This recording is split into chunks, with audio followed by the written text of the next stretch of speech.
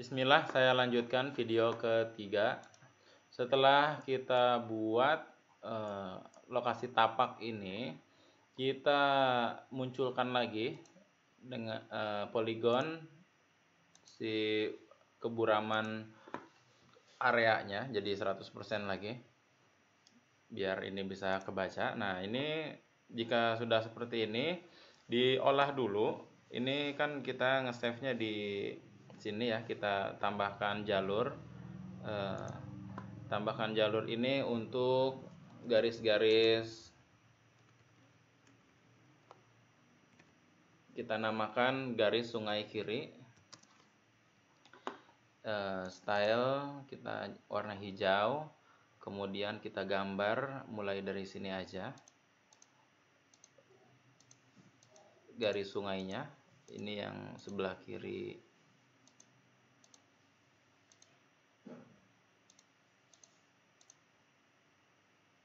Jadi kalau bisa serapih mungkin digambarkan.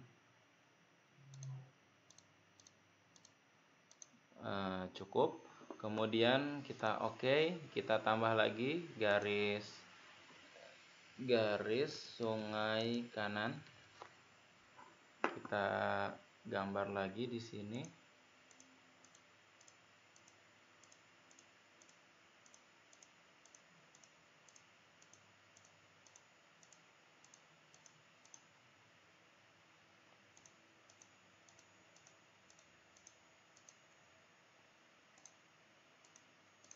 Seperti itu. Kemudian kita ini sungai sudah kita buat, area water treatment plan kita buat.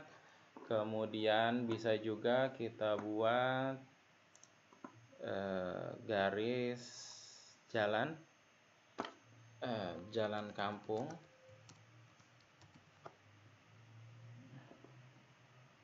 Kita gambarkan jalan ini garis asnya saja, garis tengah.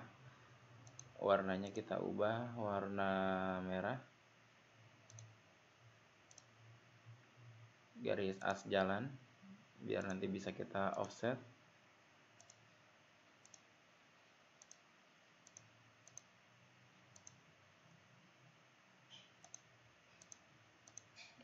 Cukup.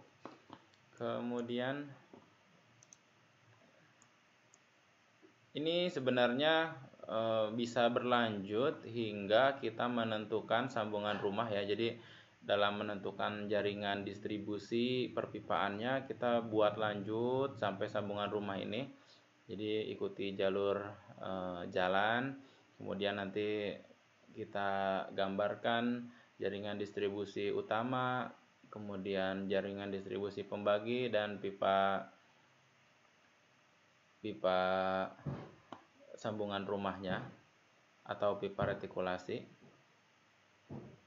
Nah, ini anggaplah modal kita hanya garis sungai, garis jalan, dan area water treatment plan ya.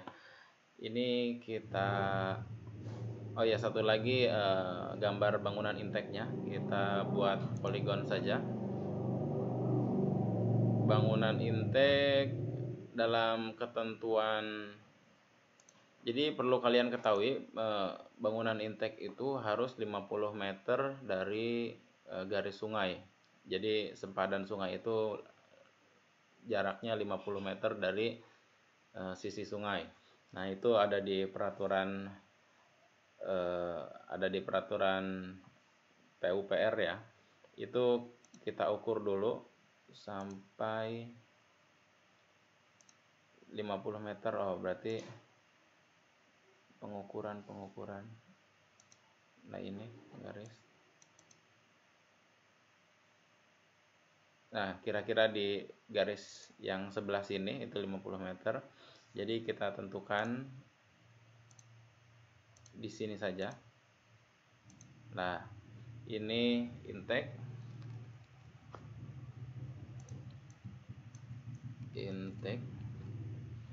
Kemudian kita buat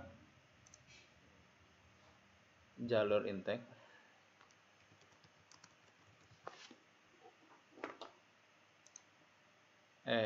Ini belum belum kita buat. Nah, ngambil airnya dari situ. Kemudian kita ubah warnanya jadi warna biru. Oke.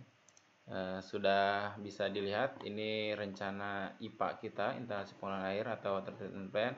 Ini jalan kampung, ini bangunan intake, ini jalur intake. Jalur intake itu tempat air dihimpun dari air permukaan atau air sungai ke dalam bangunan pengumpul atau bangunan intake ya. Nah, setelah ini semua kita rencanakan, kita save satu persatu.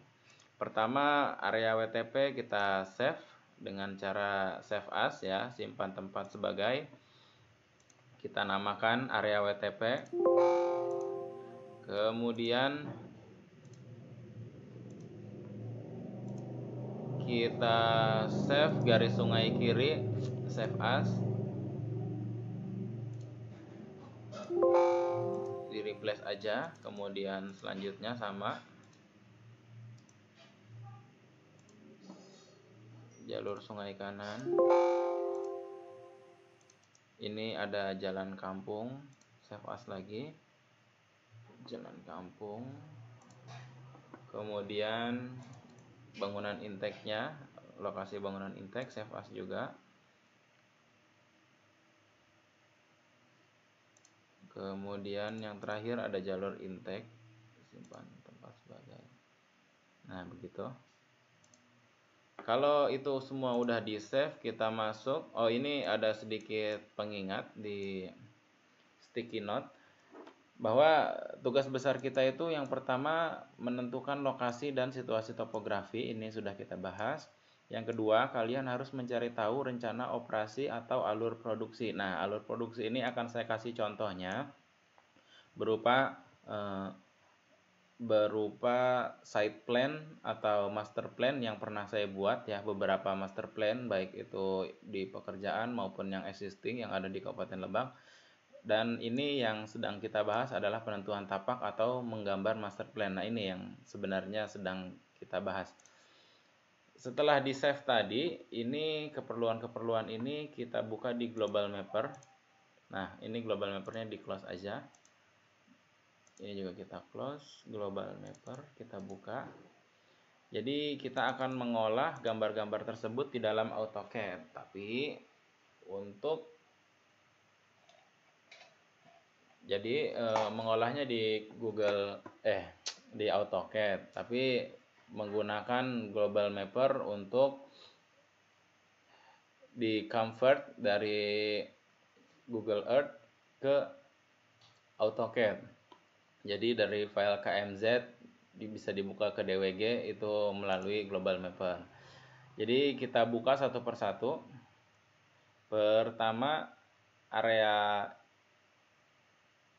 WTP-nya. Oke. Kemudian kita buka lagi, klik file, open data. Kita buka intake. Nah, intake. Kemudian kita buka lagi jalur sungai. Kemudian kita buka lagi jalur sungai lagi.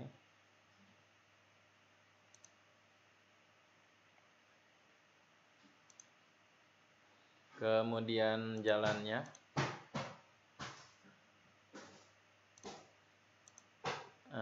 Kemudian jalur intake. Nah, itu sudah. Setelah ini ditampilkan, atau satu lagi deh, open area konturnya. Bukan area kontur, tapi topografi. Nah, ini topografinya. Nah, ini jadi kita fokusnya nanti di area water treatment plant, tapi ini lumayan membantu juga. Memang lebih bagus lagi kalau topografi ini mencukupi semuanya ya, cuman tadi saya malasnya di edit satu persatu agar garis ini kelihatan di Google Earth-nya. Nah, saya anggap ini cukup karena nanti pada dasarnya kita ingin menentukan water treatment plant di area ini. Kita klik file, kemudian export, kemudian export vector or leader format, kita pilih DWG, kita pilih sesuai dengan AutoCAD kita, kita namain area WTP.